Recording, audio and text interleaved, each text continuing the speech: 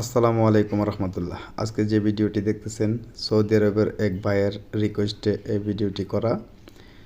তো আমরা আজকে দেখব সৌদি আরব 110 ভোল্টের যে 3 ফেজ লাইন রয়েছে সেটিকে 220 ভোল্টে আমরা কনভার্ট করব।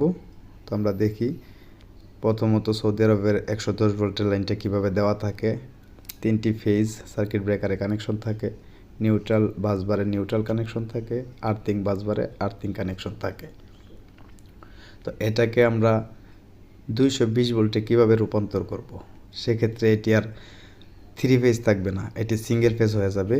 তো আমাদের এখান থেকে প্রথমে নিউট্রাল তারটি খুলে নিতে হবে।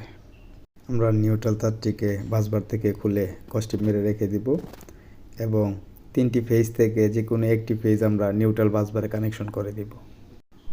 নিউট্রাল বাসবারে একটি ফেজ কানেকশন করা হয়ে গেলে আমরা সার্কিট ব্রেকার থেকে আরেকটি ফেজ খুলে কস্টিপ মেরে রেখে দিব এবং অন্য আরেকটি ফেজ আমরা সার্কিট ব্রেকারের 3টি টার্মিনালেই প্যারালাল কানেকশন করে দিলাম।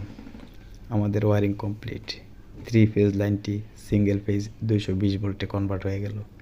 একটি ফেজ নিউট্রালের সাথে কানেকশন করে দিলাম এবং অন্য একটি ফেজ সার্কিট ব্রেকারের সাথে কানেকশন করে দিলাম এবং আর্থিং বাসবারে কানেকশন করে দিলাম। আমাদেরকে বাইরের সরকারি বক্সে হাত দিতে হলো না, বাসার ভেতর থেকেই আমরা কাজটা সম্পন্ন করলাম। এ বিষয়ে বিস্তারিত আরও কিছু জানার থাকলে আপনারা কমেন্টে আমাকে বলতে পারেন। আমি নেক্সট ভিডিও দেওয়ার চেষ্টা করব আরও ক্লিয়ার, আরও সুন্দরভাবে। আমাদের ভিডিও ভালো লাগলে লাইক, শেয়ার, কমেন্ট করবেন। আল্লাহ হাফেজ।